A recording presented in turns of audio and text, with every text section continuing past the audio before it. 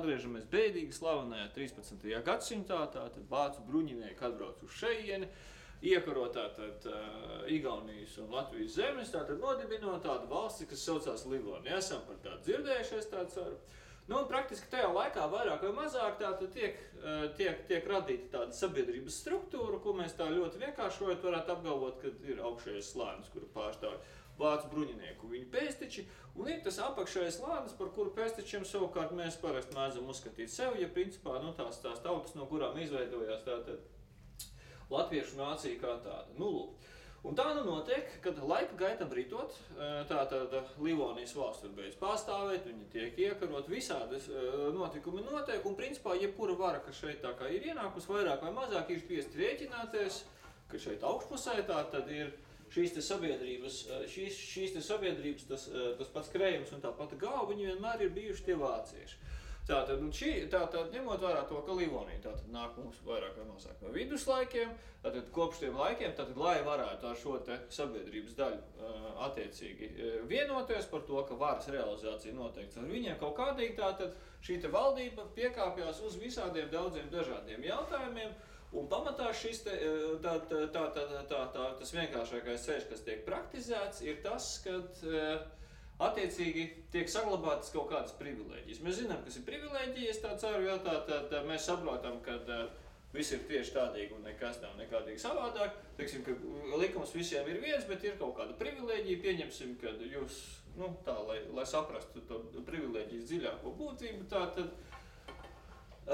pieņemsim, jūs esat universāla veikalā, jums ir pilni piegrauti rati, jūs jau vesi ārā, garā rinda izstāvēt, tūlīt tiksim pie kas, tas samaksāsim, tīsimies prom, bet tajā pašā laikā pilnīgi pēkšņi parādās tāds vīrs kā es, man ir zaļa forma, lielas kantēnas brilles, un ir tāda privilēģija, kur stāv rakstīts, ka tātad tie, kas ir zaļās uniformās ar lielām kantēnām brillēm, iet bez rindas, un atbrauc es ar 3 ratiem, un atkal tur, kamēr es tur kramēju, jūs vienkārši jūtaties tā, ka tas nav godīgi, bet saprotat, ir privilēģija. Privilēģija ar godīgumu nav nekāda sakara. Šis ir tas gadījums, kas tātad nosaka šo te lietu kārtību šajā te valstī, un attiecīgi tas sev nes līdz daudzas interesantas lietas, kā pieņemsim pagājušā gadsimta sākumā, 1905. gada revolūcija, ja nosauksim varbūt mēs par 1905. gada nemieriem. Tātad, protams, tā ir vispārēji, teiksim, tautas viedokļu paušana par to, ka īsti te kaut kas nav pareizi un kaut ko vajadzētu mainīt, ka tā valsts kaut kas principā būtiski ir jāmaina. Un principā lauka rajonos viennozīmīgi tā ir vēršanās pret vācu baroniem. Ja? Lūk, tātad, jo tieši tie vācu baroni ar tām savām privilēģijām tātad ir tas, kas šo te pasākumu diezgan krietni bremzē. Lūk. Un tad, sakot, ir tie nemieri. Tātad tie nemieri tiek apspiesti, teiksim, kā mēs viņu varētu nosaukt par to pirmo fāzi, tātad ierodās cariskās Krievijas armijas karaspēka daļas. Tātad, kas, principā, tā saucamajā pirmajā fāzē, ierodoties kaut kādā vietā, tātad, pieņemsim, tiek sastāvs kaut kāds barons, kas tā kā būtu vietējais pārstāvs, kas burtiski ar pirkstu rādu uz tiem cilvēkiem, kuri ir vainīgi, kuri ir tie lielākie buntamnieki. Ja? Tas vienkārši ar pirkstu parāda, tu esi vainīgs. Lūk, un uz šitādas te vienkārši uzrādīšanas pamata, principā, Kurzemē 5. gada revolūcijas rezultātā vienkārši tiek nošaut apmēram 1000 cilvēku. Pēc tam, protams, tā kā tie nemieri ir apspiesti, tad tālāk sako tādas lietas, ko mēs jau tā kā civilizētā pasaulē pazīstam, notiek izmeklēšanas, tiek vāktas liecības, kaut kas tiek noskaidrots. Un tad attiecīgi tur tiek graduēti, kam tur lielāki, mazāki sodi un tam līdzīgi. Lūk, bet tā tad ļoti vienkārši. Tātad viens cilvēks rāda, un patiesībā mums jāsaprot, ka krietnā daļā gadījumā patiesībā barons izrēķinās ar sevi nevēlamo personu. Tas viss notiek 10 gadus pirms Pirmā pasaules kara, un tas jau ir kārtējais šis te gadījums, kad šim te latvietim ar pirkstu tiek iebakstīts acu ābolā un tiek pateikts, ej, pastāv malā. Principā jāsaprot to, ka vācbalti uzskatīja, tātad tie būtu šie te vietējie vācieši, tātad vācbalti uzskatīja, ka latvieši ir mežoņi, neko viņi nevar, neko viņi nespēja, un viņiem principā pat nevajag dot nekādas ne mazākās iespējas. Tātad arī visi šie te kultūras mantību vācēji, tie, kas bija baltvāci, lielākā daļā gadījumi, nospiedošākā daļā gadījumi, viņi vienkārši uzskatīja, ka latvietis ir nulle. Labākajā gadījumā viņš ir spējīgs rakt zemi, neko viņš vairāk nevar. Tātad tas ir tāds ļoti būtisks aspekts, kas mums ir jāatcerās, jo sākoties Pirmajam pasaules karam, pilnīgi pēkšņi un gluži negaidot, tātad 10 gadus pēc šīs revolūcijas, pēkšņi cariskās Krievijas ienaidnieks ir vācietis. Saprotam. Tātad, lai cik tas jocīgi neskanētu, Pirmā pasaules kara sākumā, tātad balstoties uz šīs informācijas, ko es jums pavēstīju, mums ir jāsaprot to, ka latviešu sabiedrībā valda ārkārtīgi liels naids pret vāciešiem. Tā tāda ļoti svarīga lieta, ko mums der atcerēties, jo no tā mums jāsaprot to, ka principā latvietis jau pēc noklasējuma dot viņam to iespēju, viņš ar tām dakšām aizskriet līdz tam vācietim. Principā, ja viņam būs tiešām tāda iespēja un pārliecība, principā šīs kartas jau tātad vairāk vai mazāk mums ir jau tātad nolikts tā, ka mēs principā to latvietu kaut kā varam atšķirt no cita cariskās Krievijas impērijas iedzīvotāju. Tā, tagad es jūs esmu nedaudz uzsildījis. Nākošā lieta, kas mums jāsaprot, tātad, ja kāds kādreiz ir dzirdējis anekdoti par Napoleonu, kurš tur Tvaika ielā atpūšās, tātad, principā mēs zinām no vēstures, ka 1812. gadā tātad Napoleons mēģina iekarot šo te pašu carisko Krieviju, un Krievija ārkārtīgi plaši un ļoti veiksmīgi realizē izdedzinātās zemes taktiku, respektīvi, ja viņi pēkšņi nonāk pie tāda secinājuma, kad ir kaut kādas zemes, kurās tuliņ ienāks pretinieks, tātad tur tiek darīts viss nepieciešamais, tātad, lai pilnībā iznīcinātu kaut kādas vietējās ražas, dedzinātu mājas, visās tam līdzīgas lietas, un arī vietējie iedzīvotāji tiek dzīti prom. Protams, pie iespējas šeit arī šī lieta tiek praktizēta. Ar to jāsaprot, ka līdz ko kļūst skaidrs, ka vācieši būs šeit, vienkārši tātad reāli dabā tas, es saprotu, ir izpaudies tādā veidā, vienkārši pie jums atjāja pāris karavīri un saka, 4 stundu laikā, ja šajā ēkā būs vēl kāds iemītnieks, ja mēs viņu sakapāsim gabalos. Visi atcerās to, ka pirms 10 gadiem, 5. gadu nemieros. Tātad ir tāda precedenta bijuši, ka tie karavīri vienkārši šauš, saprot visu to, ka ir kara laiks, nav nekādu variantu. Principā ir jāmūk projām, jo tiešām sakapās. Tātad ir jāsaprot to, ka vēl paralēli, protams, strādā jau Pirmā pasaules kara laikā tāda lieta kā propaganda, tātad presē tiek rakstīts par to, kādi vācieši ir nezvēri, sit varo laupa, protams, ēd mazus bērnus, cep vārkā, tad pilnīgi viss, kas vien būtu iespējams arī tur notiek. Pēc tam, tas viss kopā rada tiešām tiem vietējiem iedzīvotājiem to pārliecību, ka principā ir jāmok. Un uz vietas paliek praktiski tikai tie cilvēki, kas tad uz to brīdi samok iekšā mežā, noslēpjās, kamēr vācieši aiziet un attiecīgi pēc tam atgriežās mūsu, Krievi aiziet un principā atgriežās vācieši. Nē, Krievi aiziet un vācieši atnāk.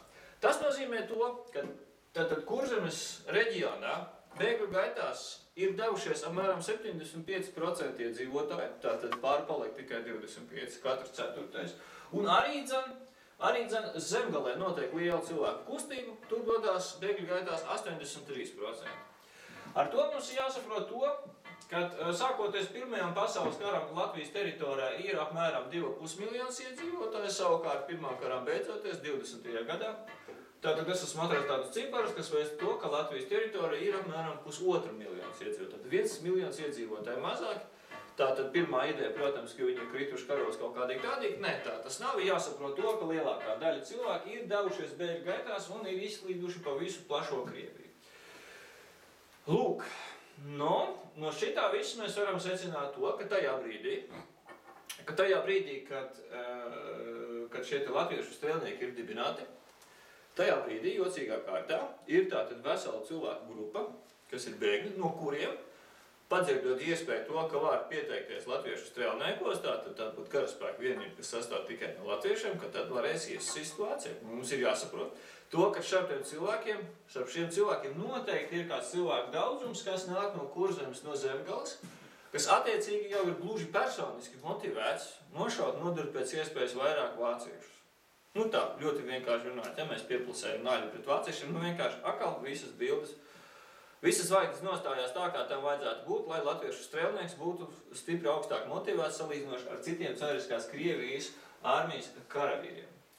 Nu, lūk, tas, kas attiecās uz latviešu strēlnieku formēšanos kā tādu, tur ir jāatzīst, ka tas sākuma moments ir tāds, kas balstās uz augstu emocionālu pacēlumu, un principā pirmie trīs bataljoni viņi tiek noformēti uz brīvprātības principa.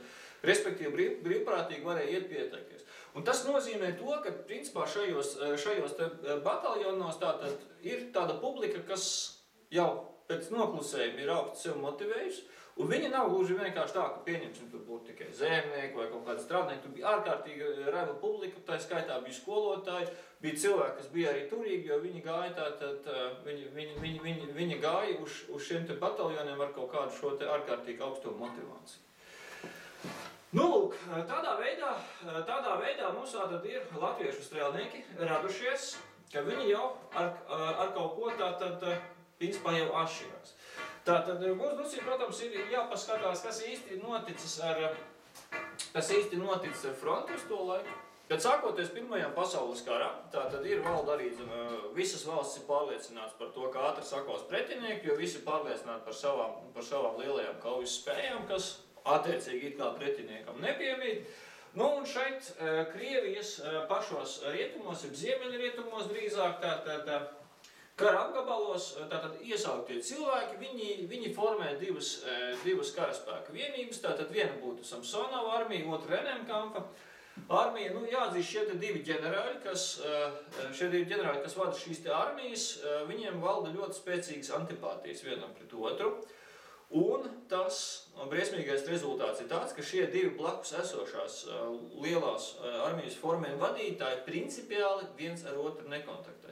Tas rezultāts ir tāds, ka stipri mazāka šeit esošo vācu karaspēku vienība atsevišķi sakauja abas karaspēka daļas. Un principā tātad šīs ir kaujas pie Mazūra ezeriem, tas būtu paši Lietuvas dienvidi, par ap Gdaņsku uz leju, druskuņu šo pusi. Tātad, un attiecīgi šīs divas armijas tiek sakautas, un izveidojās tāda situācija, ka patiesībā uz to brīdi starp šo te vācu karaspēku un Pēterburgu un Maskavu patiesībā neatradās neviena kaujas spējīga cariskās Krievijas armijas daļa. Tad bija atsevišķi mazi militāri formējumi, lielākā daļā gadījumā tie bija kaut kādi pilsētu vai cietokšņu garnizoni. Principā pēc idejas visi vārti bija vaļā, bet vācieši kaut kā īsti pareizi nenorēģēja. Viņi pēc šīm te veiksmēm šajās te kaujās, kad sakauj šīs te divas Krievu armijas, tad viņi nolēma savu uzbrukumu virzīt tā kā drusciņu zem Maskavas. Un šajās daļās esošajām karaspēku vienībām bija jāveic tikai tādi uzbrukumi, kas tikai pievērš uzmanību. Viņa mērķis nebija iet uz priekšu, bet vienkārši piesaistīt Krievu spēkus, kuru principā tajā brīdī tur praktiski nekāda nebija. Un tā, piesaistot it kā pretinieku uzmanību, principā lēnā garā viņi virzījās uz priekšu un īsti nevarēja saprast, kāpēc tas viss tā tik vienkārši notiek. Savukārt cariskā Krievija uz to brīdi bija diezgan tādā šaušalīgā situācijā, kad viņi saprata, ka īsti šeit viņiem nav kas karot. Tāpēc viņiem neatlika nekas cits, kā viena no tālās Sibīrijas formētās karaspēka vienības ātri vest virzienā uz šejien. Tātad mēs tagad varētu paskatīties, kas ir šīs te karavīrs, ar kuriem blakus tātad latviešu strēlniekam ir jāatrodas šajās te kaujās. Mēs redzam šeit uz kartas 3. Sibīrijas strēlnieku divīzija, 12., 55., 56., 5. Sibīrijas strēlnieku divīzija. Tad šeit ir pamatā tikai un vienīgi Sibīrieši. Tātad, kā jau es minēju, viņi ir atvesti no Sibīrijas, un mums ir jāzina, ka tajā laikā Krievija bija, protams, tikpat praktiski liela kā tagad. Nu labi, drusciņi lielāka. Tātad, bet tā ideja tāda jāsaprot to, ka mēs esam cariskās Krievijas paši rietumi, un mēs esam, protams, ar kaut ko atšķiramies. Ir ārkārtīgi augsts inteliģences līmenis, tātad. Ir ļoti zems analfabētismu procents. Savukārt cariskās Krievijas armijā, par to analfabētismu procentu tur vēsta visādi daudz dažādi cipari, sazinu, kurš ir pareizās, bet ļoti bieži tiek pieminēt 60% un tam līdzīgi. Ja. Tas ir ļoti daudz, lasīt, rakstīt nepratēji. Mums jāsaprot to, ka zemais inteliģences līmenis sev nes kaut kādas nevēlamas parādības, tātad šis te karavīrs, viņš īsti varbūt neizprot līdz galam, varbūt šo te zemes struktūru, valsts struktūru pašu pa sevi, kāpēc tas karš ir sācies, kāda tam visam ir jēga un kāds ir mērķis šim te karam. Viņi atrodas ārkārtīgi tālu no mājām, bet tas, ko viņi savā personiskajā dzīvē reāli redz un pieredz, tas ir visu šos te kara vaiprātus, par kuriem mēs drusciņi vēlāk parunāsim. Patiesībā viņi pieredz vienkārši muru. Tad 15. gada laikā atsevišķas karaspēka daļas ir pilnībā nomainījušas savus personāla sastāvu 5-6 reizes. Saprotam manu domu? Pieņemsim, ja tur ir 1000 karavīru, tad 15. gada laikā tātad šajā karaspēka vienībā jau ir nošauta apmēram 5000 karavīru. Daļa nošauta, tātad viņi tiek atjaunoti, atkal nākošās kaujas, atkal daļa krīt, atkal viņiem tiek pievests klāt kaut kāds dzīvais materiāls, jāsaprot. Tas ir tas, kas ir karš, un tas ir tas, kas saucās lielgabalu kara. Tā diemžēl ir Pirmā pasaules kara rutīna. Lūk, tātad viņi atrodas ārkārtīgi tālu no mājām, viņi ir diezgan neizglītoti, un principā viņiem trūk šī kaujas spara, jo viņiem nav motivācijas. Protams, neizslēgsim tādu iespēju, ka varbūt tur pie mājām, ja pretinieks būtu aizgājis, viņi justu kaut kādu personisku motivāciju. Kaut kā niknāk kauties vai kaut kā tā, bet patiesībā tas tā kā īsti nebija. Tātad viņiem raksturīgs, un nākošā lieta, tas, kas attiecās uz virsniecību, tātad šie virsnieki būtu tie, kas var šos te karavīrus kaujās, tātad piespiež viņus celties uz uzbrukumam un tātad doties tālāk.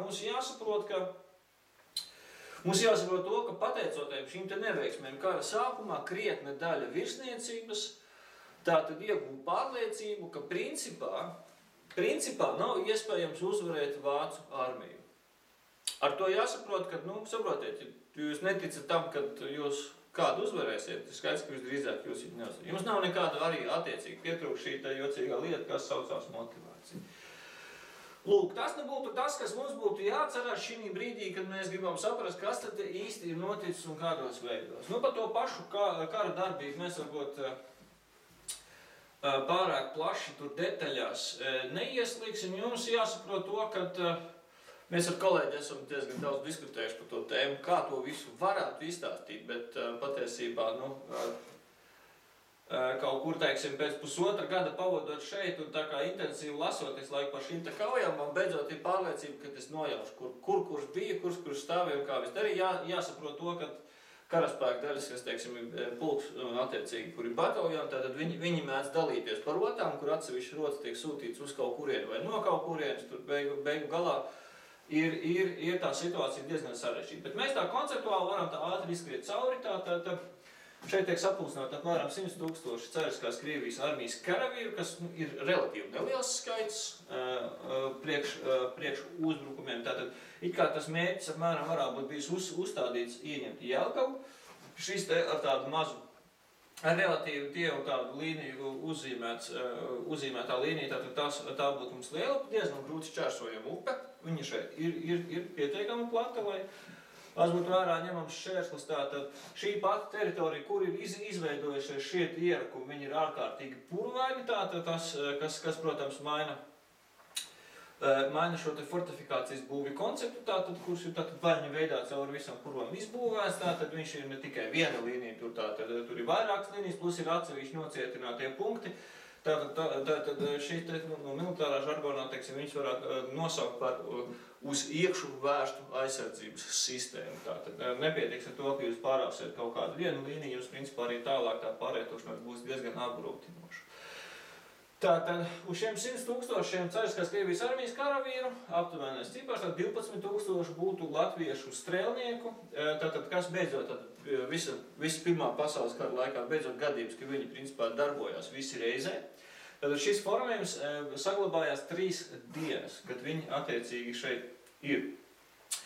Līdz šim ir izmantot arī atsevišķu bataljonu, pa bataljonu kaut kādām rotām, katra kaut kur vairāk vai mazāk tā kā izklaides veidā. Pretī stāv 47 000 iezeriskās Vācijas karavīru. Tātad, un ir 1916. gada 23. decembris ir tā diena, kad notiek šīs uzbrukums, uzreiz jāpiepilst, ka tas ir pēc vecā kalendāra.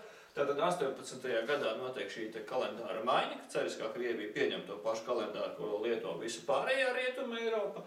Un, ja mēs gribam būt precīzi, tad šīs uzbrukuma rīts ir 1917. gada 5. janvāris. Tātad tas būtu tas, kas ir pēc jaunā stila, un tas nozīmē to, ka visi atceres pasākumi tātad notiek jau pēc jaunā gada.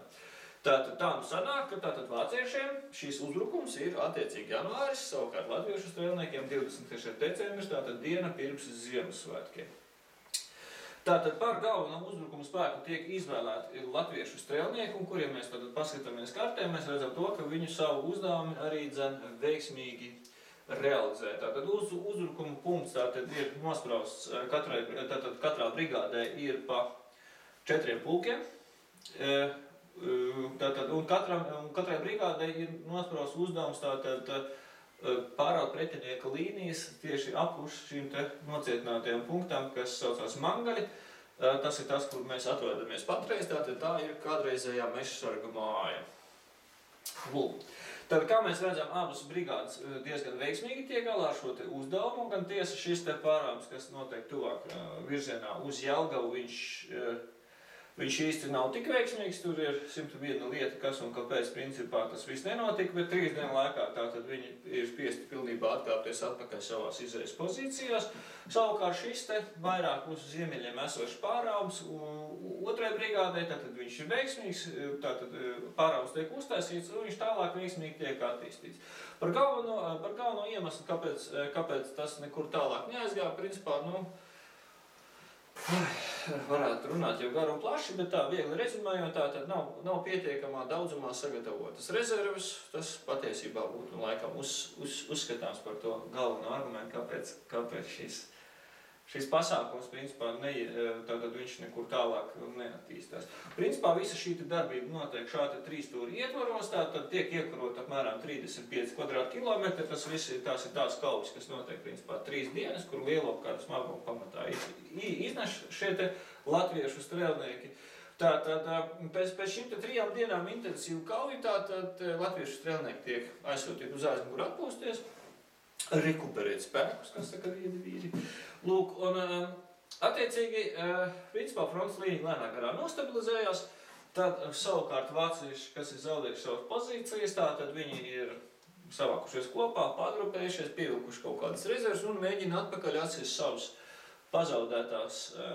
pazaudētās pozīcijas, un tas gala rezultāts ir tāds, ka Cariskās Krievijas armijas karaspēks vietām sāka atkāpties jau.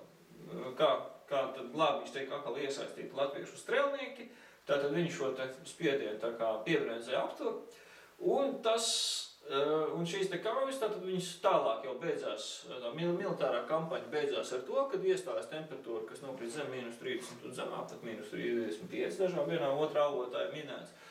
Un attiecīgi ir jāsaprot, ka šādās te kritiski zemās temperatūrās, tad pirmkārt, tad šauteņi aizslēg, viņi slīd tāpēc, ka viņi ir saeļoti pie šīm kritiski zemām temperatūrām, tātad tie aizslēg viņi aizsaukt, mēs vairs nevaram viņus tātad aizslēgt, tā ir viena lieta, otra lieta pie šīm kritiski zemām temperatūrām ieroči tērās kļūst tik vārīgs, ka ierocis tātad nevis fiziski izšaut, tātad lodi pa stūvi, bet sprākst kamerai, tātad degot pulverim, rodoties šim spiedieram, kuram vajadzētu izspiest lodi cauri tātad stobra atvērumam, tā vietā vienkārši šī sprākst kamera, šī vieta, kur notiek tā degšana, viņi vienkārši uzsprākst. Tādā veidā, principā, ievainojot pašu šāvēju. Mēs visi saprotam, ka šādos apstākļos pašaut nevar, principā, kaujas darbība apstājas. Pēc nedēļas, kad lielais sals tātad ir atkāpies, tātad vācu vadība ir tātad paspējis apdomāties un tātad nonāk pie secinājuma, ka patiesībā varbūt būtu vērts netērēt tās dzīvos spēkus, jo, kā mēs zinām, uzbrukums vienmēr prasa diezgan daudz cilvēku dzīvību. Lūk, tātad šīs kaujas pozīcijas paliek tādas, kādas viņas ir uz to brīdi. Viņas nostabilizējās. Kopsumā ir atkaroti 25 kvadrātkilometri zemes. Protams, uz visas milzīgās Cariskās Krievijas impērijas platību tas ir pilnīgi nekas, bet mums jāsaprot to, kad, kā jau es jums visiem stāstīju par to pirkstu bakstīšanu acu ābolā, ka beidzot konkrētā laikā un konkrētā vietā praktiski no latviešiem sastāvoša karaspēka daļa ne tikai veiksmīgi izplāno, bet tikpat veiksmīgi arī realizē visu nepieciešamo, lai piedalītos šīs te kaujās un gūs šo te pārliecību, ka mēs latvieši esam spējīgi aizstāvēt savus intereses ar militāru spēku palīdzību. Pēc 2 gadiem, kad tātad dibinās neatkarīga Latvijas valsts, tātad ir neatkarības cīņas. Jāsaprot, ka daļa no cilvēkiem, kas ņem dalību šajās te kaujās, pirmkārtā viņi nāk no strēlnieku vidus, un otram kārtām Ir jāsaprot to, ka tieši šeit, šajā vietā un laikā, tad latvieši parāda, ka viņi ir spējīgi. Un tas ir tā ārkārtīgi svarīgā lieta. Ja tu tici saviem spēkiem, tu reizēm var izdarīt stipri vairāk nekā tas varbūt sākotnēji bijis iecerēts. Tas, kas attiecās tātad uz zaudējumiem, tātad ir no 12 000 latviešu strēlnieku, kas ņem dalību šajās te kaujās, tātad 2000 krīt un 7000 ir ievainoti. Tas nozīmē to, teiksim, no rīta sakārtojoties no rīta uz pārbaudi, 12 000 vietā mēs ieraugam tikai 3000. Ja? Tātad ir ļoti liela zaudējuma. Nu, principā ir jāatcerās to, ka latviešu strēlnieki, principā viņi tā kā tiek dibināti ar vairāk tādu izlūku funkciju un kā tāda viegli pārvietojama mobīla vienība, kas ir kā vietējie, viņi labi orientējās ģeogrāfiskajā apvidū, pazīst, tātad runā vietējo cilvēku valodā, un viņi tā kā, varētu apgalvot, ka tad korķis praktiski visām pudelēm kaut kādām kritiskām situācijām tādām lietām. Šeit viņa reāli tiek izmantota kā regulāra karaspēka vienība, jo viņi ir pierādījis to, ka latviešu strēlnieki ir ļoti spējīgi karotāji.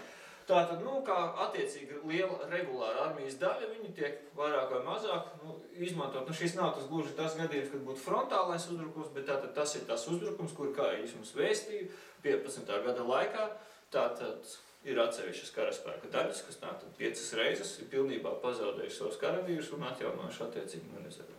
Tas ir tas, kas atstāja negatīvu nospiedumu uz latviešu strēlniekiem, jo viņi saprot, ka viņi ir kļuvuši par lielgabalu gaļu. Tas būtu tas atkal savukārt mīnus. Tā, kaut kā tā. Tātad viss šis te lielā cerība ieņemt Jelgavu un kaut ko tālāk, tas viss principā tā kā izgāžās, bet jāsaprot to, ka mēs esam ieguvēji un šoreiz šie te ieguvumi nav gluži tādi, kas varbūt ir tādi materiāli. Tie vairāk tā kā būtu garīgi raksturi. Vai ir kādi jautājumi par šo sadaļu? Nav jautājumu. Ļoti labi. Tagad, kad mēs esam kaut ko dzirdējuši par latviešu strēlniekiem, parunāsim par nedaudz interesantākām vietām, jo kā jau tas sanāk, mēs džeki ar tiem šaujamajiem. Visi ieņemam pozīcijas šeit. Tātad šī būtu Mosina un Agara šautene. Tātad, kā jau mēs visi zinām, 1891. gada parauga, tātad tas ir pirms Otrā pasaules kara, vai pirms Pirmā pasaules kara 20 gadi atpakaļ, tātad, principā šis ir tā kā ierocis, ar kuru tiek izkarots Pirmais pasaules karš, un arī, viņi tiek modificēti, un sarkanā armija pamatā, principā, karo arī, arī Otrajā pasaules karā. Uz šīs šautenes parauga es tā kā mēģināšu jums apmēram izstāstīt, lai varētu saprast, kas tad īsti tā karošana tāda ir. Tātad kalibrs viņai ir 7,62 mm, tas būtu tā kā viens no visilgāk dzīvojošajiem kalibriem, kas ir patreiz. Tātad, un mums ir jāsaprot to, ka priekš Pirmā pasaules kara laika specifikācijā stāv rakstīts, ka maksimālais tēmēšanas attālums mums ir 2275 metri. Tas ir pāri pa 2 kilometriem. Protams, mēs visi saprotam, ka tā neņemsim, ka mēs tīri teorētiski neieraudzīsim mēs to cilvēku 2 kilometru attālumā, nenotēmēsim un tiešām netrāpīsim, bet tas pulvers, kas ir iekšā šī patronā, viņš tiešām dod šādu iespēju.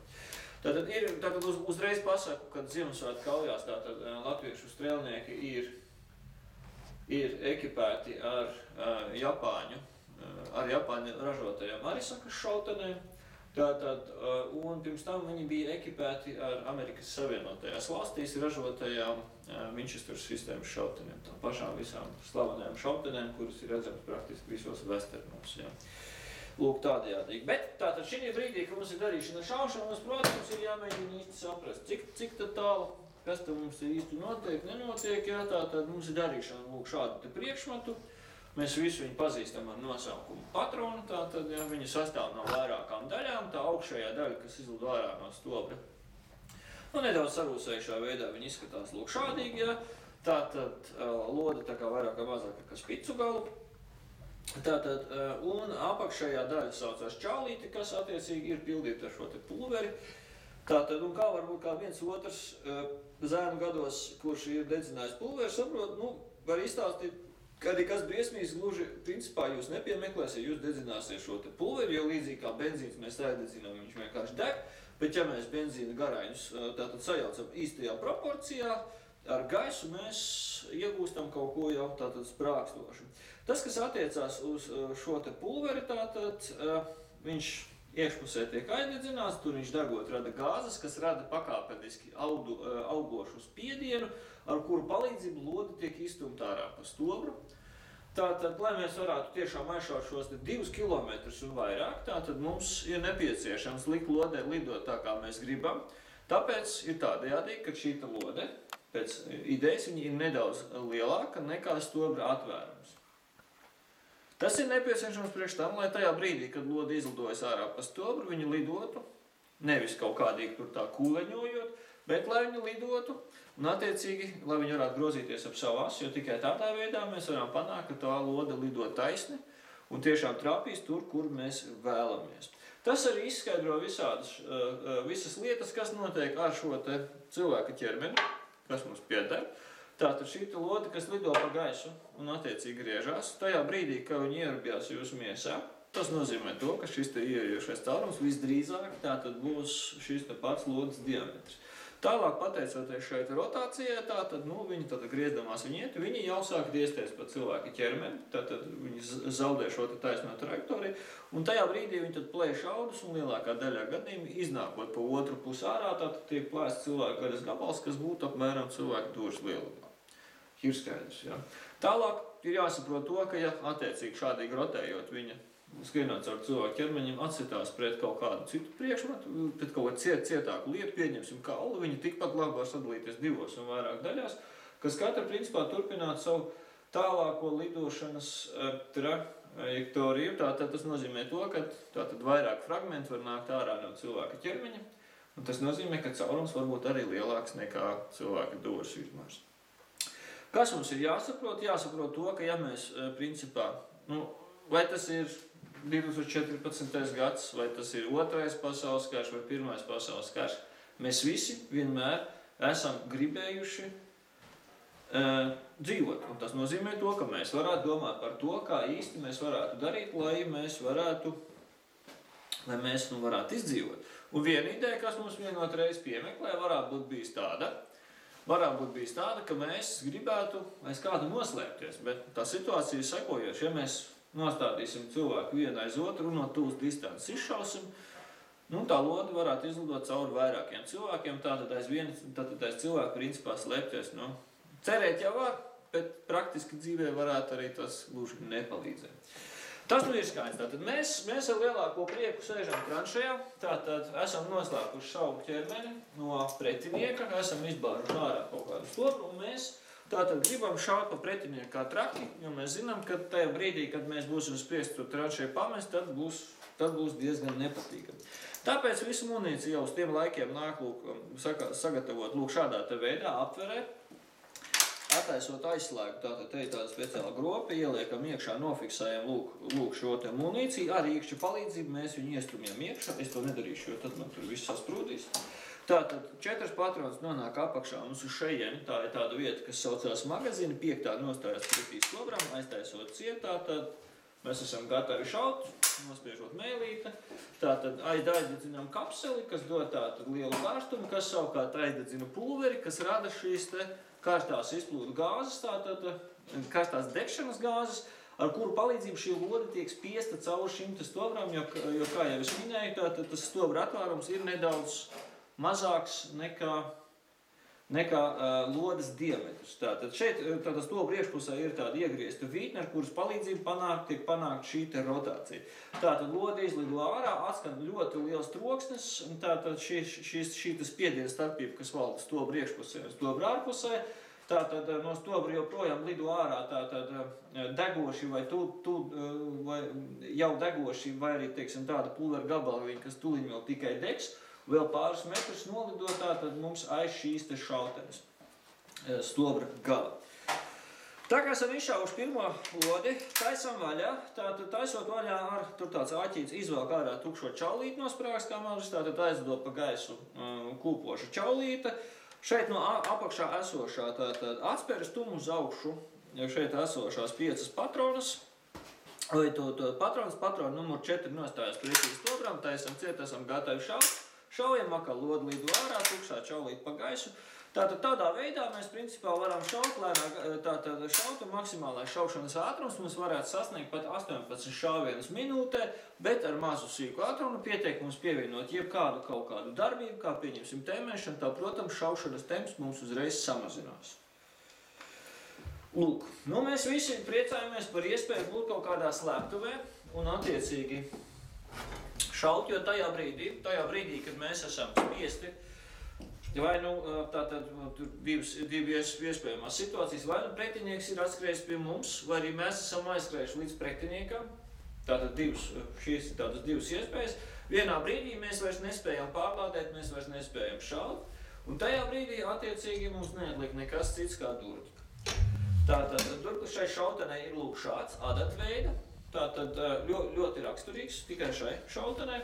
Tātad ir jāatzīst, ka šeit allaž darbojās tādas lietas, ka mēs varam būt teorētiski sagatavot reāli praktiski dzīvē, mēs vienmēr saduroties ar lūk šādām te lietām, mēs īsti nekad nezināsim, kas mūs priekšā sagaida, jo līdz tam brīdim, kamēr neesam mēs nevienu nogalinājuši, mēs nekad nezināsim, cik daudz vai maz spēku mums ir jāpieliek, lai nogalinātu pretinieku. Un kā mēs varam lasīt tātad no šīm te atmiņām, tātad tas adrenalīna vilnis ir tik liels, ka lielākā daļā gadījumā, kad mēs nogalinām savu pirmo pretinieku tūcīņā, tātad parasti ir diezgan raksturīga lieta, kad šis durklis tiek izdurts cauri cilvēkam un praktiski vēl puššauti. Tas, protams, ir visbriesmīgākais, kas vien var notikt, jo tūcīņi gan tajos, gan šajos laikos notiek vienmēr vienādi, ir divi cilvēki, viens otram skatās acīs.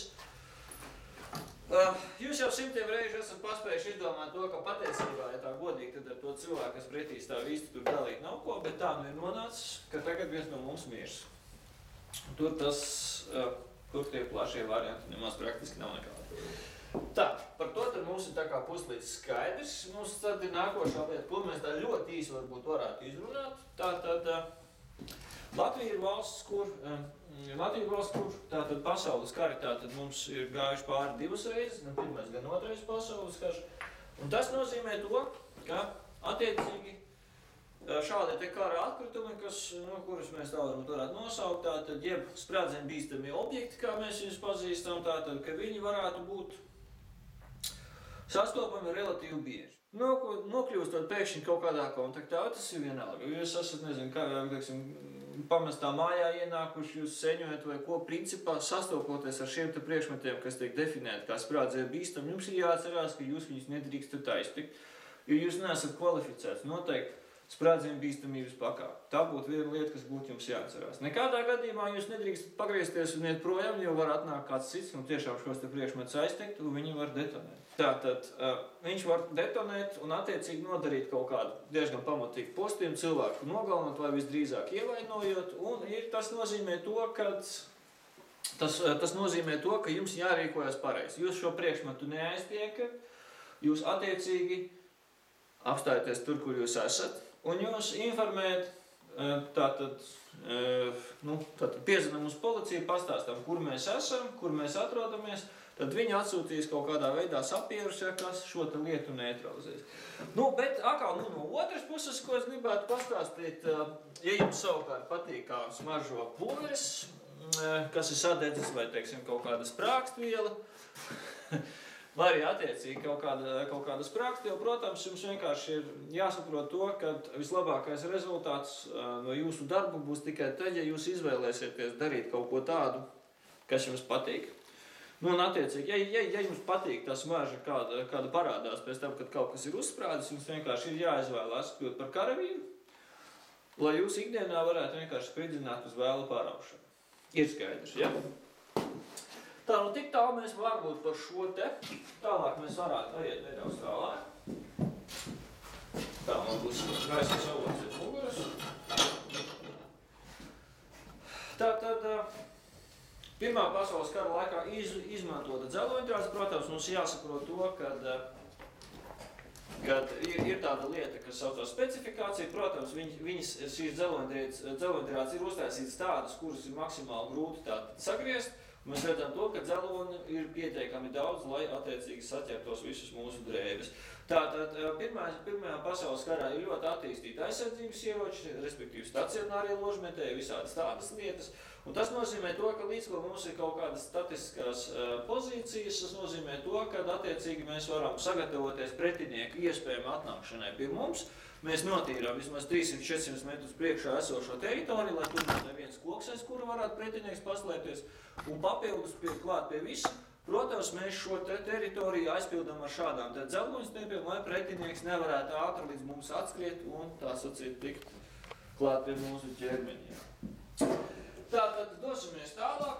Šis stends ir tāds, kur es visus vienmēr esmu uzaicinu darīt vienu un to pašu. Tiem, kam patīk kara lietas, obligāti izdara veco labo triku.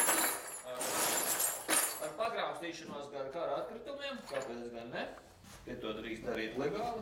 Tātad tas, ko es gribētu parādīt, būtu lūk šāds te priekšmets, it kā nekas tāds, principā tāds maza apaļa bumbiņa, tie, kas mēģināja varbūt viņu nosaukt par rēkuli.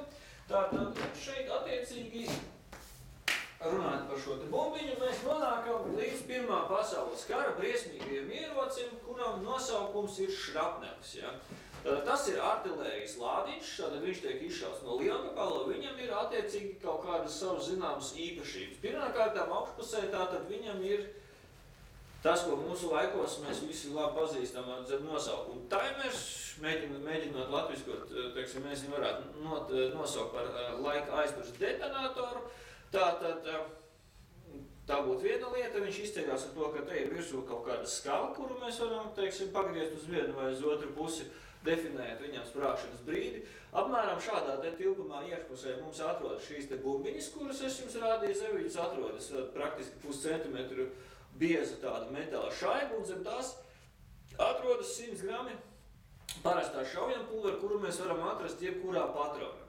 Tātad, kad artilēristam tiek dots uzdevums šaut pa kaut kādu konkrētu mērķi, tātad viņš pirms ieliks tobrā, šeit attiecīgi uzliek detonācijas laiku. Tātad viņš ir izglītots, viņš tātad kartē ir diezgan precīzi paskatījies to, diezgan precīzi kartē, viņš vienkārši precīzi paskatās, cik ir metri no šī punkta, no kura jāizšauj līdz tam punktam, pa kuru jātrāpa, un uzliek detonācijas laiku.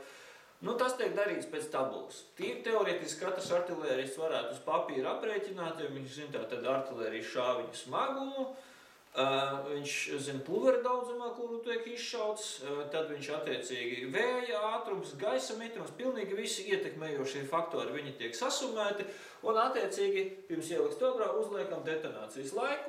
Tajā brīdī, kad izšaujam, tātad šeit iekšā notiek laika atskaita, tas skam diezgan sarežģīti, reāli praktiski dzīvē tas ir diezgan vienkārši, te ir tāds, principā tā kā gliemes, tātad, jo tālāk mēs aizgriežam, jo attiecīgi šī te gropē, kurā iekšā ir ķimikālija, tātad, jo ilgāks ir ķimikālijas degšanas laiks, kas ir relatīvi ātrs, protams, jo tas šāviņš lido ātri.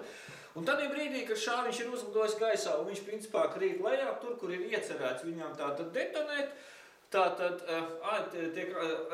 tiek aizdegts šeit iekšā esošais pulvera lādiņš, stumjot uz priekšu metālu šaibu, priekšgals atverās un visas lodītes izbirst ārā, tādā veidā radot ārkārtīgi blīvu tādu uguni. Šeit man aiz muguras ir tāda fotogrāfija. Tāda fotogrāfija, kurā mēs varam redzēt, kāds īsti izskatās smešs, pa kuru ir šauts ar šiem šrapneļiem. Tātad tās bumbiņas, viņas visas tiek izstumtas reizē vienlaicīgi. Tātad viņa papildus pātrinājums nekāds netiek piešķirts, vienkārši tas lādiņa lidošanas ātrums, viņš ir tas, kas nosaka, cik ātri lido šīs te bumbiņas. Tātad, un trāpot, teiksim, pa kaut kādu krūmu, viņš norāja nost visas lapas, kaut kādus mazākos zarus, un principā vienīgais, kas tātad viņam pāri paliek, ir tikai praktiski krasnākais tumšs, un no tās puses, no kurienes tātad lido šis te šāviņš, tur tiek norāts nost visa miza arī. Tātad, šis šāviņu tips salīdzinoši, teiksim, ar teiksim, šo te lodes lidošanas ātrumu un caurstišanas spēju, viņš stipri vien atšķirās, tātad viņš patiesībā viņš ir efektīvs tikai tad, ja ir liela cilvēku koncentrācija. un viņi neviens neatrodās aizsargāt. Tātad lode var izskriet cauri vairākiem cilvēkiem, savukārt šī šrapneļa lodīte, viņa principā mēdz, praktiski nekad nemēdz iziet cauri cilvēkiem. Tā ir tā principiālā atšķirība. Otrs visbiežāk lietotais artilērijas lādiņš Pirmā pasaules kara laikā, parastais uzsitienu lādiņš, viņš izskatās lūk šādīgi, tad ar špico galu atsitoties pret zemi, viņš detonē iekšā esošo sprākstvielu. Te mēs varam apstīties, kā viņš izskatās. Tātad atvērtā formā, to mēs varētu nosaukt par tādu liederīgo tilpumu, kas tiek piepildīts ar sprākstvielām, un attiecīgi atkarībā no sava kalibra, jeb izmēra, tātad viņš var formēt dažādas šķembas. Tātad, un jāsaprot to, ka šīs šķembas var lidot līdz pat 70 metru attālumam, un ja jūs patrāpieties tuvumā, kurš sprākst tātad lādiņš, kas ir formējis šādu te šķembu, un ja jūs sprādzienu vilnis nav aizvietas pa gaisu, šī šķemba izlidos jums cauri, principā nepiebremzējot, un nemanot ne savu lidošanas virzienu, ne griešanās trajektoriju neko. Jāsaprot to, ka Pirmajam pasaules karam beidzoties viedi vīri, krukainām pierēm, milzīgām baltām bārdām, un vēl lielākām brillēm nekā man ir saskaitījuši, ka varētu būt, ka apmēram 60% bojāgājušie ir gājuši bojā tieši no artilērijas uguns. Un tikai 30% ir gājuši bojā tātad no strēlnieku ieročiem. Un nākošā interesantā sadaļa, tātad, ko varbūt mēs varētu pieminēt, 7% gājuši bojā tātad vienkārši no slimībām. Vislabākais piemērs Amerikas Savienotās valstis ņem attiecīgi pieņem lēmumu piedalīties tātad Pirmā pasaules karā, iesauc 120 000 karavīru, un tur savukārt sāk plosīties gripa, kuras tātad gripa smagā formā, tad kazarmās ir tāda vieta, kur ir liela cilvēku koncentrācija, ļoti viegli šāda infekcijas slimība izplatīties, kā rezultātā 47 000 cilvēki iet bojā. Nomirst no gripas attiecīgi.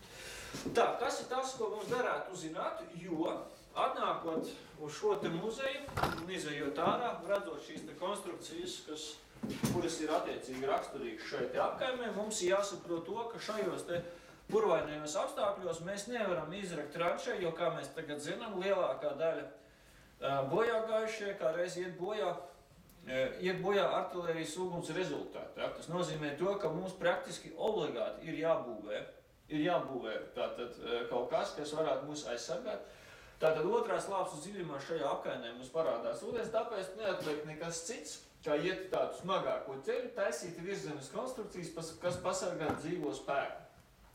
Tātad paralēli šajā fotogrāfijā mēs redzam, tātad paralēli iet divi koka žogi, apmēram 3 līdz 4 metru attālumā vienu no otru, kuru šo te tātad spraugu starp viņiem, tātad viņi piepilda ar zemi, kuru ņem no šīs te pozīcijas priekšpus. Tādā veidā praktiski kā viduslaikos mēs iegūstam tādu ārkārtīgi biezu sienu, kuru pretinieks nevar cauršaut, un attiecīgi viņa priekšpusē mums ir dziļš grāvis, kurš ir papildus šķērslis priekš pretiniekam.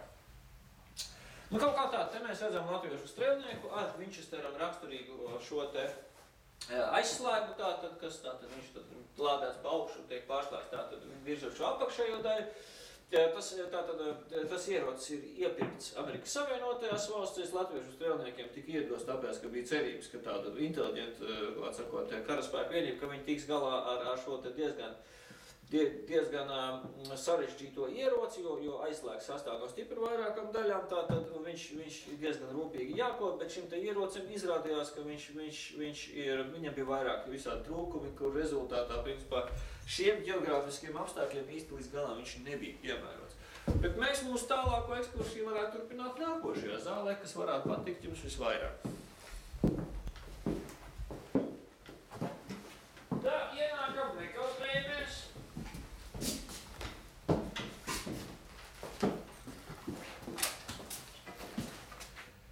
Tāds kā reāli iztītos, bet vairāk vai mazāk dot kaut kādu savu priekšstatu. Šīs būtu vācu tranšais, te mums būtu šaušliešu dzelzceļš, kuru vācieši bija uzbūvējuši, lai varētu nodrošināt karaspēku apgādi ar visu nepieciešamo pārtiku, munīciju un visām citām lietām, blindāžas, artilēristu pozīcijas. Šī būtu tā neitrālā zona, no šīs puses, kur atrodas vācieši, mēs redzam dzeloņstiepļu aizžogojumu. Tātad Vācijas valsts atšķirībā no cariskās Krievijas bija attiecīgi gatavojusies šim karam, cariskā Krievija tā kā netik ļoti, un savukārt no Krievu puses, no cariskās Krievijas armijas puses, tātad mums šeit ir tātad no koka zariem veidots tāds šķērslis. Šī būtu tātad cariskās Krievijas armijas pozīcijas, attiecīgi tas ir tas punkts, no kura tātad latviešu strēlnieki tātad sāk savu uzbrukumu vācu pozīcijām. Tātad katrai brigādei savā pārām vietā tātad ir novietoti piemiņas objekti. Tātad tur purvā, kur mums otrā brigāda pārā, tur ir nolikts tātad krusts. Savukārt šajā te galā, kur ir tas pirmās brigādes pārā punkts, tur ir zobens. Tā ir tā vieta, kuru katram vajadzētu apmeklēt. Tie divi bataljoni, kas attiecīgi ņēma dalību kaujās pie Jāgavas, viņi bija sākotnēji ekipēti ar Berdānas sistēmas šauteri. Viņi izcēlās ar to, ka viņi bija veci paraugi, viņi par aizgalu lādējumu ar vienu patronu ļoti lielu kalibru 10,67 mm. Ja? Viņš principā tāds ārkārtīgi vecs ierocis it kā no vienas puses. No otras puses tā pati lode, viņš bija tā nevis kā mūsu laikos pierasts ir kaut kāds svina gabals, kas dod to kinētisko enerģiju un ir ārējais apavs, kas to visu satur kopā. Tā lode viss sastāvēja praktiski no svina pikuča. Un tajā brīdī, kad viņi izšāva ārā pa stobru, tas bija patiesībā karsts pa gaisu lidojošs plastilīnam, gandrīz pēc konsistences līdzīgs tas tāds svina pikucis, kurš atcetoties pret jebko, viņš palika tāds plakans, ka viņš visu kinētisku enerģiju jādeva. Pieņemsim, kā vācieši bija pierāda uz to laiku jau, ka viņi tur ātri aizskiet tātad pašā gaisā, patiesībā Krievi pa daļai kaut kur mūk, tādas nopietnas masīvas kaujas nebija. Un tad pēkšņi viņi uzdūrās uz latviešu zemesargiem, ja, kuriem bija dots uzdevums pozīcijas neatstāt, viņi to nedarīja, bet ka vācieši bija pilnīgā šokā, ka tieši šī munīcija, pieņemsim, ka viņa dod, tas ir praktiski mazs kabatas lielgabals, tad diezgan pagara stobru, ja, šeit tad mēs varam atnākt un paskatīties uz tā saucamo blindāžu. Tā ir tāda būve, kurā karavīrs pavada pa nakti, viņš varbūt atpūšās. Tas koncepts viņai ir tāds, ka ir jābūt pietiekami augstiem griestiem, lai pretinieka artilērijas, lielākā kalibra artilērijas šāviņam, teiksim, nebūtu iespējams tiešā trāpījumā ar caursist griestu klājumu tādā veidā, respektīvi, lai iekšā dzīvojošie paliktu dzīvi. Ja. Tā, te mēs attiecīgi varam redzēt gultas vietas, apmēram iedomātas, viņas tātad viņas šeit ir bez jebkāda klājuma. Cik varēja saprast, laikam viņi pat tādu polsterējumu materiālu visbiežāk izmantoja kaut kādas egļu skujas vai kaut kādas tam līdzīgas lietas. Vācieši, protams, dzīvoja stipri labāk, ar cariskās Krievijas armijas karavīriem tā kā bija nedaudz jocīgāk, vienkārši vadībā aizliedza vienkārši pirmās frontes līnijas tūmā vienkārši tātad kurināt uguni, kā rezultātā viņiem bija diezgan smagi pārlaist visas šīs tādas sacīt augstās ziemas.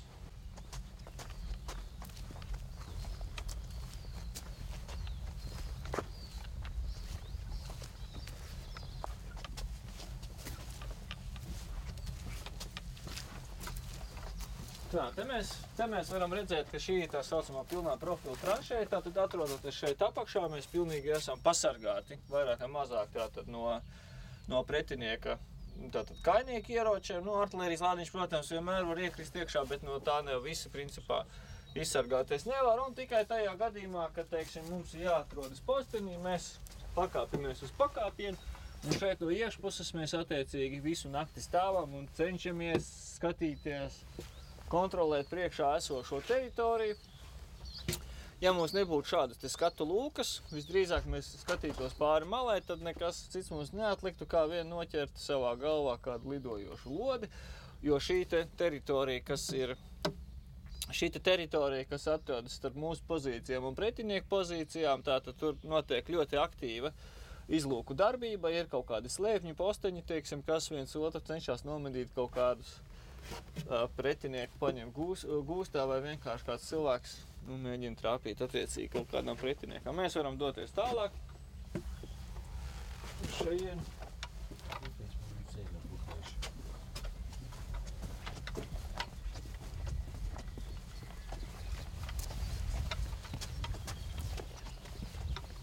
šeit lūk, tur, kur beidzās konstrukcijas, ir zīme uz zobena no šejienes, tātad ejot pa šī vecā vaļa pārpaliekam pa augšpusi. Tātad pēc 700 metriem jūs nokļūsiet pie zobena, bet tas ir tas ceļš, kas katrs pašam ir tātad jāveic. Un jums pašiem ir jāmēģina ceļa abās pusēs ieraudzīt šos te noslēptos 12 priekšmetus. Laika gaitā, protams, šis priekšmetu daudzums var mainīties, jo mazums kāds nedisciplinēts turists kaut ko aiznesīs sev līdzi, kā nekādas tik lielas vērtības te nav. Tātad, kamēr nav lapas, tas būs vieglāk, tā kā būs lapas, tad būs grūtāk. Ceļa abās pusēs 12 ar Pirmo pasaules karu saistīti priekšmeti.